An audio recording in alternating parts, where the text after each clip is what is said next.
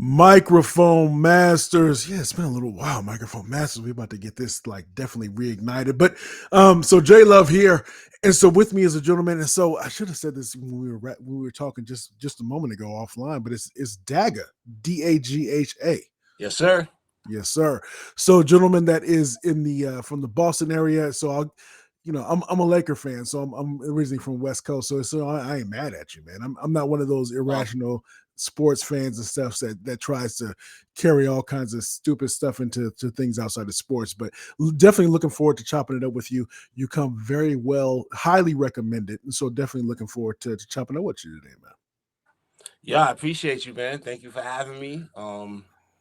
You know, rest in peace, Kobe, man. You know, Yeah. I ain't gonna hold you being Lakers. It's all good, man. Hey, You know, you were in the finals, not me. So that's right. so I can't be mad at it. I don't But even know if so y'all made the playoffs. Did y'all make the playoffs? Shit. no, we didn't. No, we didn't. I Yo, my fault. so You can just for edit that shit later. so full what is it like full describe I can't even think, all transparency is that I look at LeBron James as being Thanos James. For those who are familiar with like the Marvel universe, my oldest son put me up on the Marvel universe, and so I look at him as Thanos James because wherever he goes, he snaps, and then it's just like there's destruction that lays in his wake. So that's kind of how we got a championship. So I guess I can't be mad at that. So Yeah, nah, man. He got that volume effect. Right? You know what I mean? It's the blast radius type shit. You gotta watch where you at, man. Like you fucking with LeBron, man. But Yes, sir. Yes, sir. So I'm really excited to have this conversation with you, as I mentioned. So we'll see kind of where this goes, but I know you are multiple albums deep into your career as an artist, and so I definitely want to get into that. And I'm mad at you, but when I say this, I mean I'm envious because I'm an MC myself, and so one of the covers that you have, I want to get into your thought process on one of the covers that you put together, because the tone of it, and when I say the tone of it, that probably gives you an idea of where I'm going with it. I want to do for one of my upcoming projects, but so you have multiple projects in seven projects, right? 7 solo projects, Yeah, yeah. 7 solo projects. So Yeah. this new one is called Blak Flowerz. That's Blak Flowers with a Z. And in the description, in terms of when describing the project, a little bit of a thicker platter of conscious boom bap and all out lyricism as his previous projects. And one of the things that's cool when you listen to the project, and I definitely encourage folks to listen to it, is so you hear your kids on it, you hear your wife on it. So it's a family orientated thing. But what was different about recording this project as opposed to previous projects? This project, um, it was it almost seemed like a matter of necessity. You know what I mean? Like Okay. we did it over the pandemic. We couldn't go nowhere. We Yeah. couldn't do nothing. And me Yeah. as an MC, I'm always down here, man, and I'm doing my thing. I recorded Blak Flowerz right here where I'm sitting at talking to you right now. So, Yeah. um, you know what I mean? We was locked in, and Mm-hmm. I was vibing on POV actually, the beat from Bee Leaves, Mm-hmm. and my daughter was in the studio at the time, and mind you, she was diagnosed with autism. She wasn't even really talking. Like she was just kind of, but she was in the studio. She was always in the studio, and for some reason, like that hook, you can see what I can. Man, listen, when she ever blurted out singing that joint, and then she Yeah. picked up a xylophone, and she was just like, "You can see," and I'm Okay, like, so "Man, pause. all So right, my bad." as a father, and especially when you mentioned like, with a child with autism, how did that had to be just that had to make you light up? Man, it to me, that's just everything, man. Because my pediatrician, a lot of people was just like, "She's alright," you know. Yeah, And yeah. me and my wife, man, and thankfully my wife, she took charge. hardcore. Yeah, yeah. But there's resources out there and stuff like that, and we got her these services, man, like early. We diagnosed it before she was even 2. You know what I Okay. mean? Yeah. This was at the start of the pandemic, so it was just bug, man, because she wasn't saying mommy. She Okay. was saying these things at first, but then she stopped. Like there was just something, some kind of trigger, something, and she just stopped. But Right. she was in the studio doing this POV joint, man. She ever started blurring out singing this joint. I'm like, man, listen, I'm doing a whole album around this. I heard that. I heard that. That's awesome, man. And so I'll probably repurpose this in terms of the video, but stuff. But just seeing your smile on your face, I mean that's I'm a father, two boys, and so just when your kids have whatever amount of success, it doesn't matter if it's a little or a lot. That makes a parent want to rejoice, man. It's beautiful, man. Like you know, and then so she's a twin, and so Okay. naturally the other twin was just like, well, I want to do a song. You know what I mean? So Yeah. that's so now you kind of get an idea like how this shit was built. Like it was really organic. Like I had no intentions of doing this, but just like, you know what, this is dope, man. This is it seems like it's kind of like therapeutic.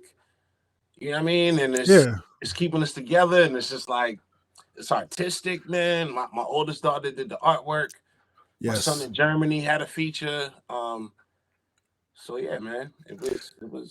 So I got to ask because you mentioned it. So as you see that I'm on the microphone here, and this is a microphone that I purchased during the pandemic. As I mentioned, I do a little bit of MCing, and one of the things during my day job, I found it. So I'm curious to hear how because I know in terms of what you do outside, and we'll get into that in just a minute.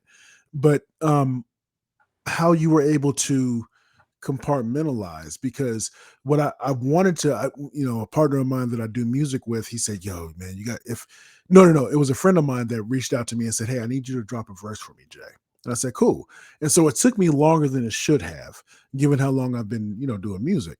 And he Yeah. said, man, Jay, man, I mean, the verse sounds good and all that stuff. I mean, you did it fine. I appreciate it. But really, it shouldn't have taken you that long to turn it around. And I had to really take that and internalize it. So that's what made me get the microphone. But long story short, is that sometimes at the end of a day, if I know I want to record or try to be creative, and I swivel from where my work computer is to where to try to get creative and write, it's a little bit more of a task because I'm inside and working remotely. Did you find any challenges with that as you were going through and recording Blak Flowerz? Nah, I can't say Okay. that I did. I can't Okay. say that I did. And honestly, so I dropped an album last year, almost like not to this date, but like to this month, man. I dropped DA to the G last year. Right. I dropped it on vinyl and everything, and that took so long for me to just get out and put out, and I had Right. so much stuff like but Blak Flowerz again, man, like it wasn't in any of the stockpiles that I had. Like this was just Okay. something that kind of was created, man. And I have an album. I had an album. I still got it. It's still ready to go. It's fire. With Right. my Jesse Gallagher. Um, um, but then he went to the West Coast to do some stuff, and then he got stuck out there and all kinds. So like I'm 85%, and then I was just like, you know what? Let me just start writing something new, and then that's when POV happened. So Okay. um, So as we look at this particular project, so with Blak Flowerz, given where you're at to this point in terms of things, you mentioned pandemics, so many different things that can influence our writing. What what makes this project special? And then what's a track or two that really stands out to you as you were going through in terms of the process and recording and you're getting ready to present this to the world? well, what I think what makes it special is I feel like this could stand as like a treasure, like a some kind of monument. It was released on Juneteenth. Yep. It was something that was created by a black family, essentially for black families. It's something positive. I can't say it's something that was never done before, but at the same time, I feel like it's something that needs to be celebrated. You know, yeah, that's really it, man. It's I had my biggest people most know me as like dropping that verse on Edon's joint, the rock and roll thing, or the divorce album, and I Right. can't have my legacy being like on some divorce shit. Like, you know, I'm promoting the family, I'm promoting the black family, I'm promoting the family in general, and I would just want people to regard this album just as highly as they regarded the divorce and me talking Okay. about all that messiness. You know what I mean? So it's just something, man. It's just like a bottle in the ocean that my kids can dig up in 20, 30 years. So Um, one that's it.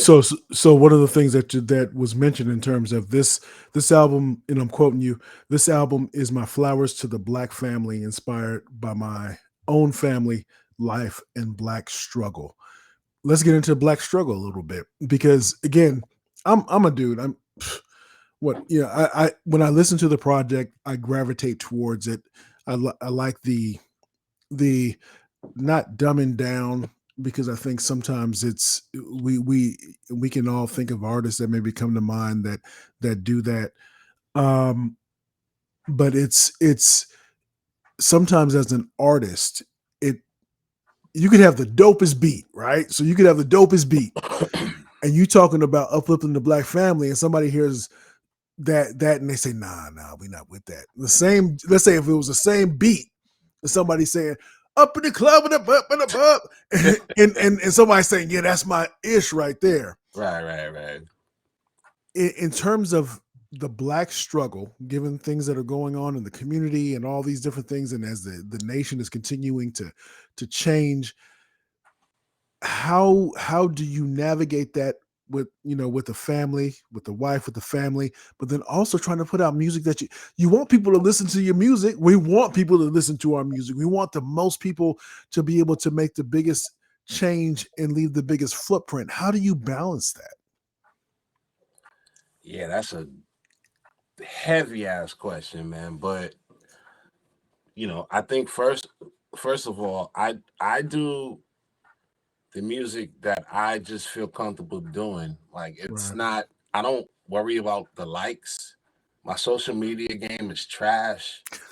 Like, you know what I mean? Like whatever, Oh, man. I'm trying to make the music, and I got my followings in certain pockets of the world, okay. and that's all good. But like it's tough, man, because um I did the corporate thing. I worked for John Hancock for a minute. You know what I mean? Okay. Okay. I was suit and tie. I was blue collar.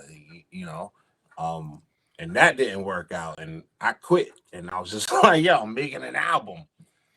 And that's when I came up with the divorce, and I got signed to Lewis Recordings out in London. Hmm.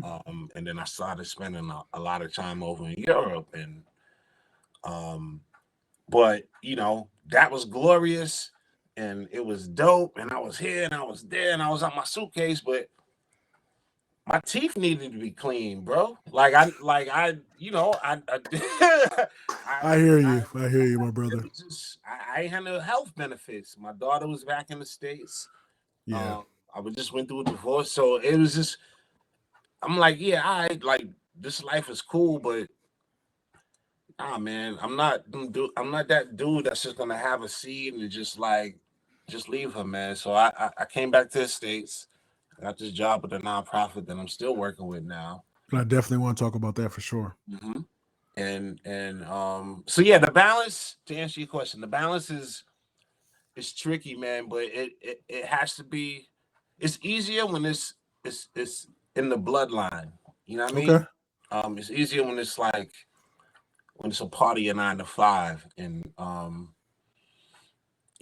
it's and I'm fortunate, but I built this shit to have it that way. So Um, so yeah, man, it's a tough balance, but it's all good. And having your wife, I met my wife. We were in a band together. We were Nice. on Project Tree, like you know what I mean, and that's what attracted man. She still blows like I got her on my album, man. Yes, Energy, sir. Double Joint. You know, she's official, man. So and then our kids are naturally into it, and then this helped Courtney with autism. So yeah, man. Yeah. So again, this microphone masters here with Dagha, and so make sure that you go to the website dagha.com. That's Dagha, and I'm a different type of dude, so you got to bear with me. I take it I take it to all kinds of different places. So you can always press eject if you so choose. But I want to ask this: I want to know if you experienced this on your journey. Um, I remember when I was working at, I live here in Phoenix, Arizona. And I remember that my partner and I, because I've, many different projects. And so one project that I come out with my partner, his name is Blaze Rock. And so we put a project out and I'm working in a corporate setting and we got some CDs pressed up. So I know I'm dating myself when I say this, but so I put some CDs. So we pressed up some CDs and I go to my coworker and I say, "Hey man, I just dropped this CD, man. It's hip hop, it's dope. You gonna buy it?" I just thought off rip that he was gonna buy it. And he said, "No, I'm good." You're And right. I thought he was joking. And I said, "No, I'm serious, man. You gonna buy it? It's like just $10, man. You gonna buy it?" No, I'm not gonna buy it. So as you're going through and you're trying to make this mark and you're trying to make sure you're providing for your family and doing all these different things, what are some of the obstacles that you've had to overcome as you've tried to for your music to be able to make the impact that you wanted to make, but still definitely make sure that you're able to provide for your family? Have there been any of those, as they like to say, come to Jesus moments along the journey? Yeah, I would say it's a great question, man. I,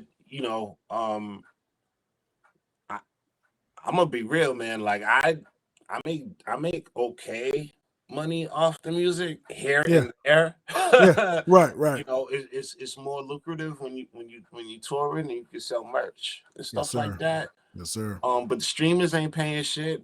And in this new age of this whole music business ain't really paying shit, especially when Real you quick, when you start to do the math, for those folks who are listening, and you start to do the math, it doesn't matter if you're looking at Tidal, YouTube, you're looking at Spotify, all no this stuff. And you matter. start doing the math, you start saying, "Oh man, I got 2,000, 3,000, whatever the streams are," and you say, "Man, it just dropped. I can't wait until I can't I can't wait until I see enough to just be able to re-up on whatever streaming service that I'm using to keep my stuff online." And it's those sacrifices that you make to be able to try to have that music reach as many people as possible.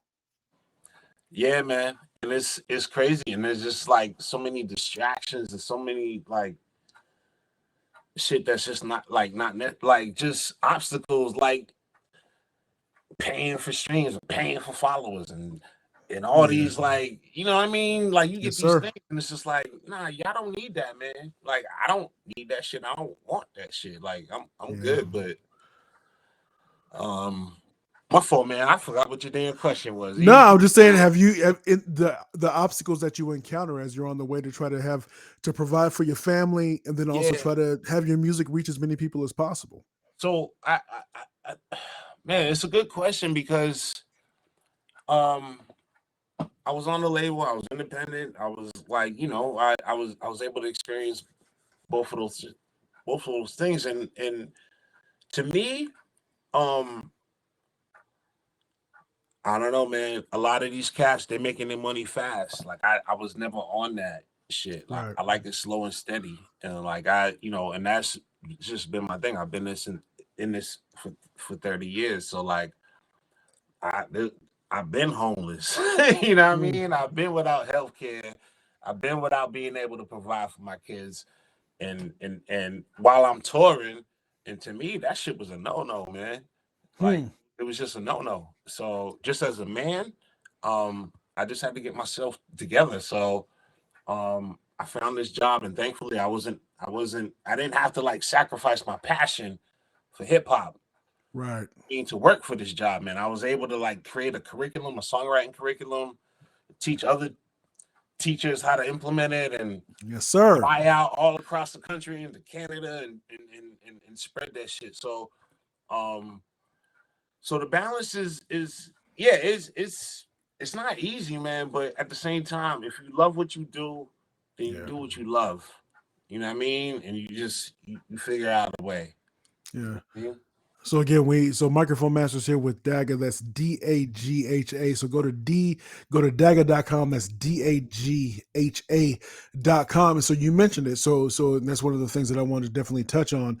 So now correct me if I'm wrong. So I'm just looking at the website. So you are director of strategic initiatives for a local nonprofit called Boston Scores. Is that am I correct in that Yes, in sir. that? Yes, sir. So that is cool. So is it you're coming up with the ideas on how to be able to the ideas and plans and then how to put those plans into action? Would it correct me where I'm wrong? What's going on with that? And that I mean that just seems wonderful in terms of being able to impact the lives of the youth.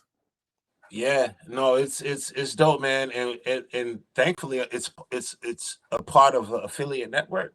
So Hmm. there's like 12 other affiliates throughout the country that kind of model that same programming that we do in Boston. So I'm able to be creative. I'm able to bring songwriting and poetry and just social entrepreneurship. Uh, So it's okay to be an educated black man. oh man, I'm, It's, I it's so it's yo, okay I to be an educated black listen, man. listen. I never got my college degree. That's something that Okay. I was stuck on for a minute. Like Yeah. I thought that was just gonna keep me back. And like, but listen, man, like experience, that self-experiential, y'all get out there and start working, man. Like experience is the Yes, sir. best, is better than a degree. And Like, you know then what I and mean? Let's then go. and then because and I agree, I agree 100% with you. I got my master's, but I agree 100% with what you're saying. No, but all I'm saying is that it's about the experience that you have Right. and being able to to say this is again when I say this, you go know exactly what I mean. I can work in a fast-paced environment. I can work in a blah blah blah, and so being able to say, okay, well, give me an example. Oh, well, this is how it is, blah blah blah, and being able to relay that, and that's what it is, Right. so that you can go on and be in a position like you're in to be able to positively impact the lives of young adults. You You get know it. what I mean? You get it, man. What's your problem? Let me fix it. Huh? Let's figure it out. Like, well, what resources we got? Like, let's go. Speak on it. You know? Yeah, and it's interesting because I'm not sure if you're familiar with the artist, but Defari, he's a member of the Liquid Crew. All right, yeah. I've Not had the personally, but yeah. I've had an opportunity to chop it up with him a couple of times, and so talking to him about education and the role that played as he continued to go on with trying to to establish himself as an artist and doing different things that he's doing now, and then also still continuing to have his dip his toe into the world of music, but all that stuff because you never know the impact that you're making. And again, because you're kind of in that educational space, for lack of a better term. I was a substitute teacher for about 18 months when I was going through my What master's grade? degree. And What man, grade? What I age did group I was it? did from kindergarten to 12th grade. But Oh shit. I was the dude that would I strayed away from kindergarten, first and second grade because that was that age range. You say we're gonna color this thing yellow. Oh my god, yellow. And so it was just crazy. But there were a lot of teachers that strayed away from seventh, eighth, and ninth because seventh graders want to be eighth graders think that they're in high Right. school. And Yep. so I would go in and just say, they say, hey, yo, Mr. A, this, that, and the other. And so I would just kind of tell them, this is what it is, man. I go in there with a laptop and say, I'm about to play. This is again years ago, so I'm dating myself. I say, look, y'all, I'm trying, y'all. I know y'all ain't sitting in the seats you're supposed to be sitting in. Oh, they looking at each other. Oh, he know what's up. Look, dude, I'm not stupid, dog. But I want y'all to do y'all work. I want to play this music right here. What you trying to play? That Lil Wayne? Dog, I can't play no Lil Wayne right now, man. But I can play some Michael Jackson. I can play some Miles Davis, I can play some blah blah blah, Mm-hmm. and just to make this an enjoyable experience. And so what would happen is they would say, okay, because you know how it is. It doesn't matter whether you're trying to be able to try to put the plans together to be able to get this curriculum to be able to be absorbed into various areas that you're going for. But if you get that one decision maker in a company to be able to buy on to buy into it, or you get that one badass kid to say, Right. "Oh no, Mr. A is cool. Right. Y'all go ahead and listen to him." That helps to be able to get your agenda out there. But the thing is that it's a matter of communication. It's a matter of what you're doing to be able to try to influence and try to get people to understand that just because I'm a black man and I'm walking in, this give you an opportunity to understand that you could do this if you want, or you can go out and be a mechanic, or you can go out and be a doctor. You could do whatever you want, but you don't have to feel that this is sucker stuff to be able to do this. Yeah. Nah, man. It's valid points, and I feel like this album it may come off as um kind of in your face to some cats. I like it, man. I like it. I really thought it was presented well. Thank you. Thank you. I feel like the timing it's weird, man, because I said this the other day, man. I've always been this, like, you know what I mean? Like, and I used to get dissed for this Hmm. style back in the days Yeah. because I was conscious and because I was trying to be smart or whatever it was. Right, Like, you know right, what I right, mean? right. Think you trying to get knowledge? Yeah, that's Like, just what I'm about to say. You trying to kick some knowledge? Yeah, yeah, right, exactly. right. Yeah. So yeah, man, and thankfully we're in this wave now where like it's cool for this Yeah. shit to be on the airwaves. Like it's you know due to all kind of Yes, horrific sir. shit Yes, that's going sir. on in society, man. Yes, But sir. it's allowed like this space for like these fucking messages to be heard. So I'm still underground, man. I just feel like it was important for me to do this, and